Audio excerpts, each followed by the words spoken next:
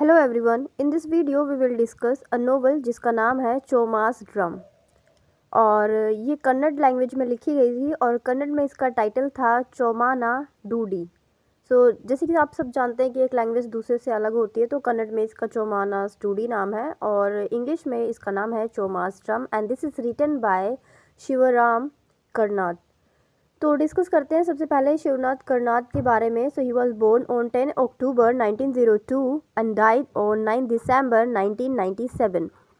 इनके अगर हम ऑक्यूपेशन को देखते हैं, so he was novelist, playwright, short stories को लिखा इन्होंने और फिक्शनल पे काम किया। इनका जो जॉनरा था लिखने का वो फिक्शन राइटिंग पे था, पॉपुलर साइंस पे लिखते थे, ये साइंटिफिक टर्म्स या थीम्स पे लिखते थे। लिटरेचर फॉर चिल्ड्रंस, इन्होंने बहुत सारे वर्क किए जो चिल्ड्रन से रिलेटेड थे, बच्चों के लिटरेचर से रिलेटेड थे।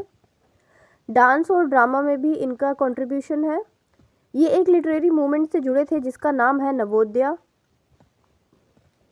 अगर हम इनके कुछ फेमस वर्क्स की बात करते हैं, इनका कोई ऐसा नहीं है कि दो चार हैं जो मैं आपको एक लाइन में बता सकती हूँ। इन्होंने नॉवेल्स पे काम किया, साइंस बुक्स लिखी, प्लेस लिखे, चिल्ड्रंस की बुक लिखी, चिल्ड्रन बुक लिखी, ऑटोबायोग्राफी लिखी, आर्ट एंड कल्चर में भी काम किया इन्होंने, आर्किटेक्चर पे भी काम किया। तो वन बाय वन डिस्कस करते हैं इनके कुछ फेमस वर्क को। अगर हम नॉवेल्स की बात में है इनका मुकाजिया कानासुगालू, जो कि कन्नड़ लैंग्वेज में लिखा हुआ है और इसका इंग्लिश में मीनिंग है ड्रीम्स ऑफ मुक्ताजी ग्रैनी। और इस नॉवल के लिए इनको ज्ञानपीठ अवार्ड मिल चुका है। तो अवार्ड्स में हम डिस्कस करेंगे इसके बारे में। नेक्स्ट नॉवल है इनकी मराली मैनिज, इंग्लिश में इसका नाम है black to the soil. Next है जो हम इस वीडियो में डिस्कस कर रहे हैं चोमानास डूडी, जिसका इंग्लिश में नाम है ड्रम ऑफ चोमा। तो ये इनके कुछ नॉवेल्स हैं, उनको कन्नड़ और इंग्लिश दोनों लैंग्वेजेस में वो किस नाम से पब्लिश हुई हैं वो यहाँ पे मेंशन किया गया है। नॉवेल्स के बाद अगर हम बात करें कि साइंस बुक्स की कि कौन कौन सी इन्होंने साइंस बुक लिखी हैं जो कि इनकी फेमस हुई हैं, क्योंकि इससे पहले हमने डिस्कस किया कि इन्होंने साइंस बुक पे भी काम किया है। नेचर साइंस एंड इन्वायरमेंट पे इन्होंने काम किया है। विजनाना प्रणन्ना द वर्ड ऑफ साइंस लिखी है इन्होंने। उसके बाद वंडरफुल वर्ड लिखा है। प्राणी प्रंचनता ये भी इन्होंने लिखा हुआ है। तो ये इनकी कुछ फेमस साइंस की बुक्स हैं। अगर हम प्लेस की बात करते हैं तो इन्होंने प्लेस में भी अपना कंट्रीब्यूशन दिया है, जैसे कि इन्होंने Gandhi national centre for the arts के लिए 1997 में इनका जो प्ले था ये आया था। उसके बाद इन्होंने चिल्ड्रन की बुक लिखी है जिसमें से नाम है डम डम डोलू। तो ये नाम थोड़े ऐसे हैं क्योंकि ये बच्चों की बुक्स हैं, तो इनके नाम भी कुछ इसी तरीके से लिखे गए हैं।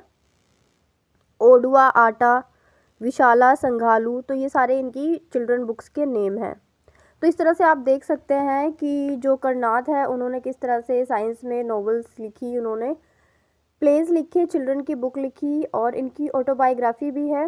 अब अगर हम बात करें कि इनको कौन कौन से अवार्ड्स मिले हैं, तो इनको साहित्य अकादमी अवार्ड मिल चुका है, संगीत नाटकर अकादमी फेलोशिप मिल चुकी है, ज्ञानपीठ अवार्ड मिल चुका है, पंपा अवार्ड और पद्म भूषण अवार्ड, और भी इनको बहुत सारे अवार्ड्स मिल चुके हैं, लेकिन जो मेनली हैं हमने उन्हीं को डिस्कस किया है। अब डिस्कस करते हैं अपनी नोवेल को जिसका नाम है चोमास ड्रम। और ये जो नोवेल है ये इसका जो प्रोटोगोनिस्ट है उसका नाम है चोमा और ये एक मारी कास्ट से बिलोंग करता है। मारी एक शेड्यूल कास्ट है कर्नाटका में, कन्नड़ में। तो ये जो कंप्लीट नोवेल की स्टोरी है ये दिखाती है शेड्यूल कास्ट के को किस तरह से ह्यूमिलेशन फील करना पड़ता है या फिर जो उनकी सिचुएशन है वो कैसी है। और ये डोमिनेंट ब्राह्मण कम्युनिटी को शो करती है, हमारी क्लास को दिखाती है कि किस तरह से इंडिया में कास्टिसिज्म की वजह से इतनी प्रॉब्लम्स थी। जितनी प्रॉब्लम्स ब्रिटिशर्स के इंडिया में होने से थी उससे ज़्यादा प्रॉब्लम्स जो हमारे इंडिया के ही लोग थे उन्होंने कास्टिसिज्म के नाम पे बना रखी थी और शेड्यूल कास्ट को वो दबाते ही जा रहे थे। दो ही मेन कैरेक्टर्स हैं। अगर हम कैरेक्टर की बात करें तो वो है एक तो चोमा जो कि मारी कास्ट से बिलोंग करता है और हमारा इस नोवेल का प्रोटोगोनिस्ट भी है। और नेक्स्ट कैरेक्टर है हमारा संक्रापाया जो कि एक ब्राह्मण है और एक लैंडलॉर्ड भी है, रिच लैंडलॉर्ड जिसके पास बहुत सारे फील्ड्स हैं जहाँ पे चोमा जैसे जो शेड्यूल कास्ट के लोग होते हैं वो काम करते हैं। So the story begins from Choma. Choma works in Brahman's house whose name Sankrapaya, जैसे कि मैंने अभी डिस्कस किया कि ये लैंडलॉर्ड था और गांव का एक रिच पीपल था, हम कह सकते हैं डोमिनेंट था ये। चौमा के शंकराचार्य यहीं पे ये काम करता था। और ऐसा नहीं है कि सिर्फ चौमा काम करता था, चौमा से पहले इनके जो एंसेस्टर्स थे, जो इसके दादा थे या इसके पिता थे या उनसे पहले के जो लोग थे, वो भी इन्हीं के यहाँ पे काम करते थे। या फिर हम कह सकते हैं कि एक तरह से पीढ़ी चलती है, उसी तरह से इनकी भी पीढ़ी थी और ये काम करते थे शंकरापाया ब्राह्मण के घर पे। और ऐसा नहीं है कि सिर्फ चौमा तक ही ये स्टोरी खत्म हो जाएगी काम करने की। ये जो चौमा के बच्चे होंगे और उनके बच्चों के बच्चे होंगे, ये भी वही काम करेंगे, शंकरापाया ब्राह्मण के घर पे काम करेंगे। तो ये एक तरह से जनरेशन टू जनरेशन ट्रांसफ़र होने वाला काम था। Choma works whole day, whole week and whole year. लेकिन आप देखेंगे कि उसमें उसको इतना नहीं मिलता था कि पूरे दिन काम करने के बाद, इनफैक्ट पूरे साल काम करने के बाद, या तो उसे थोड़ा सा धान दे दिया जाता था या फिर राइस ग्रेन दे दिए जाते थे, और जो कि उसकी फैमिली मेम्बर्स के लिए पूरा नहीं पड़ता था। और जो उसकी लाइफ थी वो बहुत ज़्यादा पॉवर्टी में थी, क्योंकि उसकी फैमिली में 6 मेंबर्स थे, एक वो और उसके 5 बच्चे। अगर हम चौमा की लाइफ की बात करें, so it was very miserable and poor in condition, क्योंकि वही अकेला था कमाने वाला, और जो उसकी लिविंग थी वो बहुत अच्छी नहीं थी। क्योंकि जब वो काम तो करता था पूरे दिन शंकरापाया ब्राह्मण के घर पे और उसके खेतों पर, लेकिन जो उसके बदले में उसे मनी मिलता था वो हम कह सकते हैं उसके अकॉर्डिंग पूरा ही नहीं था। और जो 6 मेंबर्स की फैमिली थी उसके लिए ब्रेड को अरेंज करना ही पॉसिबल नहीं था प्रॉपर तरीके से। एंड नो प्रॉपर मील, यहाँ पे प्रॉपर मील का तो कोई बात ही नहीं होती, क्योंकि जो पॉवर्टी थी वो बहुत ज़्यादा थी और अर्निंग थी नहीं, तो प्रॉपर मील वो कहाँ से अरेंज कर पाता। So when Choma become frustrated to the landlord और पॉवर्टी, ही बीट्स ड्रम। तो यहाँ पे अब आपको समझ में आया होगा कि why the writer has given the name of the novel is Choma's drum, कि जब वो फ्रस्ट्रेशन में होता था तो वो ड्रम को पीटता था with full power. And not only in the sad mood और फ्रस्ट्रेशन, जब वो खुश भी होता था तो भी वो ड्रम को पीटता था अपनी हैप्पीनेस को शो करने के लिए। तो जो बीटिंग ऑफ ड्रम है वो उसका इमोशन को शो करने का एक तरीका था, कि जब वो सैड होगा तो भी ड्रम पीटेगा और जब वो हैप्पी होगा तो भी ड्रम पीटेगा। Drum beating provide him mental peace and satisfaction, he feels happy and satisfy after beating the drum. अगर वो सैड होता था तो उसको सेटिस्फेक्शन मिलता था ड्रम को पीटने के बाद, और अगर वो हैप्पी होता था तो ड्रम पीटने के बाद उसको पीस मिलता था, मेंटल पीस मिलता था, उसको खुशी मिलती थी, उसको जॉय मिलता था।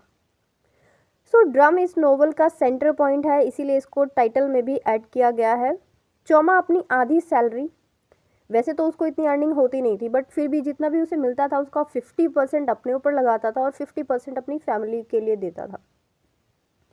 अब अगर हम अपने ऊपर लगाने की बात करें तो यहाँ पे वो जो ड्रिंक होता है उस टाइम पे वाइन और वोडका नहीं, उस टाइम पे हम वाइन और वोडका की बात नहीं कर रहे, पर जो नेचुरल चीज़ों से मिलता था जिससे थोड़ा नशा होता था, जिसे ताड़ बोलते हैं, तो उसको खरीदने में अपने 50% पैसे लगाता था और 50% पैसे वो अपनी फैमिली को देता था, जो कि अपनी छोटी बेटी को देता था। चोमा की जो छोटी डॉटर थी वही उसकी फैमिली की देखरेख करती थी, एक तरह से कह सकते हैं कि क्या आना है, क्या फैमिली में जाना है, क्या घर घर में नहीं है, करती थी चोमा की छोटी डॉटर। जो चोमा के ड्रीम्स हैं, अब अगर हम उसके ड्रीम्स की बात करें तो चोमा, हालांकि वो शेड्यूल कास्ट था, लेकिन वो उसका फिर भी ड्रीम था कि उसका अपना एक खेत हो, और उसके पास 2 बैल थे जिनसे वो सोचता था कि जब उसके अपने खेत होंगे तो अपने बैलों से वो हल चलाएगा और अपनी खेती करेगा। लेकिन जो सिचुएशन थी उस टाइम इंडिया की वो ऐसी थी कि जो शेड्यूल कास्ट लोग थे उनको सिर्फ इसीलिए रखा जाता था, उनका एक ही काम होता था कि लैंडलॉर्ड के खेतों पे काम करना और उनके घरों पे काम करना। अगर कोई शेड्यूल कास्ट पीपल ये सोचता था कि उसका अपना खेत हो, अपने बैल हो, अपना काम करे, तो जो अपर क्लास के लोग होते थे या अपर कास्ट, बेसिकली अगर हम ब्राह्मण्स की बात करें तो उसको दबाते थे, उसको ह्यूमिलेट करते थे या फिर उसको मारते पीटते थे। तो इसी तरह की सिचुएशन थी यहाँ पे चोमा के साथ। जो लैंडलॉर्ड्स थे या फिर हम कह सकते हैं जो ब्राह्मण्स थे, दे नेवर वांट कि चोमा या फिर जो मारी कास्ट से बिलोंग करते हैं, यहाँ पे सिर्फ मारी कास्ट नहीं, आप शेड्यूल कास्ट भी ले सकते हैं, कि वो लोग अपना काम करें। वो जो लैंडलॉर्ड्स थे वो यही चाहते थे कि ये लोग अपना काम कभी ना करें और हमारे अंडर में ही काम करें। अब इसी टाइम पे आपको पता होगा इंडिया में मिशनरीज़ बहुत ज़्यादा आते थे और उन्होंने बहुत ज़्यादा एक्सप्लेन किया, चोमा को भी समझाया कि जो कास्टिसिज्म हो रहा है ये गलत है और तुम क्रिश्चियनिटी को एक्सेप्ट कर लो। बट ही डिनाइज, क्योंकि उसे लगता था कि वो जिस कम्युनिटी में है, जहाँ है, वो उसी में खुश है। अब धीरे धीरे देखते हैं कि जो स्टोरी है वो आगे बढ़ती है नोवेल की, और जो इसकी फैमिली है चोमा की वो स्प्लिट हो जाती है, टूट जाती है, या फिर हम कह सकते हैं बिखर जाती है। इसकी हालत जो है चोमा की वो बहुत ज़्यादा अच्छी नहीं थी, जैसे कि हमने इससे पहले डिस्कस किया, ये बहुत ज़्यादा पॉवर्टी में था, हार्डली ये मील अरेंज कर पाता था अपनी फैमिली के लिए। तो इसने बहुत सारा लोन ले लिया था। अब उस लोन को कैसे चुकाता, क्योंकि इसकी अर्निंग ज़्यादा नहीं थी, तो इसने अपने बेटों को भेज दिया किसके घर पे, जो शंकरा पाया है स्टेट का बिजनेस था वहाँ पे काम करने के लिए। इस स्टेट के बिजनेस में जब इसका बेटा जाता है तो एक बेटा तो वहाँ जाके इतना फ्रस्ट्रेट हो जाता है कास्टिसिज्म की वजह से कि वो क्रिश्चियनिटी को अडॉप्ट कर लेता है और क्रिश्चियन बन जाता है। और जो इसका दूसरा बेटा है उसकी डेथ हो जाती है कॉलरा से, उसको कॉलरा हो जाता है। अब जो फैमिली है वो फिर से डेप्थ में चली जाती है। पहले ही इन्होंने बहुत ज़्यादा कर्जा लिया होता है और अभी भी कर्जा उतरने का कोई नाम नहीं था। तो इसकी जो छोटी बेटी होती है, अब यहाँ पे दो बेटों की तो बात हुई, अगर हम एक और बेटी थी इसकी जिसने शादी कर ली है क्रिश्चियन से, तो अब इसकी फैमिली में आप देखिए दो बेटे पहले चले गए, फिर बेटी ने शादी कर ली। अब जो इसकी छोटी बेटी है वो जो शंकरा पाया है उसकी स्टेट में जाती है काम करने के लिए, क्योंकि ताकि अपना कर्ज चुका सके। वहाँ पे जाना इसको बिल्कुल पसंद नहीं था, बिकॉज़ वहाँ का जो डोमिनेटिंग इन्वायरमेंट था उसकी वजह से, और ये बहुत ज़्यादा पुअर थी, पॉवर्टी में थी, और दूसरी बात जो इसका जेंडर था वो फीमेल था, और कहीं ना कहीं जो शेड्यूल कास्ट फीमेल जेंडर की वुमेन थी उनको हैरेस किया जाता था। लेकिन उसके बाद भी जो इसकी छोटी डॉटर है वो वहाँ पे काम करती है और धीरे धीरे जो उनका कर्ज होता है उसे चुका देती है। अब यहाँ पे इसका जो फैमिली का एक मेंबर बचा था इस छोटी बेटी को छोड़कर, वो है चोमा का छोटा बेटा जो कि बहुत छोटा था। वो नदी में गिरने से उसकी डेथ हो जाती है, और जिसके बाद जो चोमा है वो बुरी तरह से टूट जाता है, और रीज़न ये होता है उसको लोग देखते हैं डूबता हुआ पर कोई उसको बचाता नहीं है। रीज़न यहाँ पे ये नहीं है कि सिर्फ लोगों में ह्यूमैनिटी नहीं है, लेकिन यहाँ पे रीज़न ये भी है कि जो चोमा का बेटा है वो शेड्यूल कास्ट से बिलोंग करता है, जो कि मारी कास्ट है, और मारी कास्ट को बहुत ज़्यादा शेड्यूल समझा जाता है, नीच जात समझा जाता है। इस वजह से जो लोग हैं उसको टच नहीं करना चाहते। उनका मानना है कि जब वो उसे टच करेंगे तो पॉल्यूट हो जाएंगे। ये जो सिचुएशन है शेड्यूल कास्ट की, इससे पहले हमने एक नोवेल की थी जिसका नाम था अनटचेबल, जो कि मुल्कराज आनंद जी ने लिखी है। उसमें भी बहुत क्लियर तरीके से ट्रांसपेरेंसी के साथ दिखाया गया है कि जो शेड्यूल कास्ट पीपल थे उनकी क्या सिचुएशन थी। तो इसी तरह से यहाँ पे भी है कि इसको इसीलिए नहीं बचाया जाता क्योंकि ये शेड्यूल कास्ट का था, और जो चोमा है वो बहुत ब्रेकअप हो जाता है, टूट जाता है, क्योंकि जब वो सुनता है कि लोगों ने देखा और उसके बच्चे को फिर भी नहीं बचाया। अभी ये सिचुएशन इतनी वो संभल नहीं पाता इससे पहले कि वो देख लेता है। After that one day Choma अपनी बेटी को देख लेता है जो मैनेजर था ईस्ट स्टेट का, उसके साथ सेक्सुअली इंटीमेट होते हुए या फिजिकल रिलेशंस में इन्वॉल्व होते हुए, जिसके बाद वो उसे घर से निकाल देता है। और अब चोमा के पास कुछ नहीं होता है, धीरे धीरे उसके बेटे चले गए, उसके छोटे बेटे की डेथ हो गई और उसने अपनी छोटी डॉटर को घर से निकाल दिया। अब उसके पास कोई है नहीं जो उससे बात कर सके, ना कोई है जो उसके घर में थोड़ा बहुत काम कर सके, ना कोई है जो उसके लिए थोड़ी बहुत अर्निंग कर सके। इसके बाद जो उसके बैल थे जिनको लेके वो डे ड्रीमिंग करता था कि वो उसके अपने खेत होंगे और उन बैलों से वो खेती करेगा, वो बैल जो कि चोमा ने कभी भी किसी लैंडलॉर्ड को नहीं दिया, बेचा नहीं, जबकि उसको प्रेशराइज किया गया था कि वो अपने बैलों को दे दे। वो उन बैलों को भी दुखी होके, डिसअपॉइंट होके अपनी लाइफ से जंगल में छोड़ देता है और अपने आप को पैक कर लेता है अपने रूम में and starts beating of drum.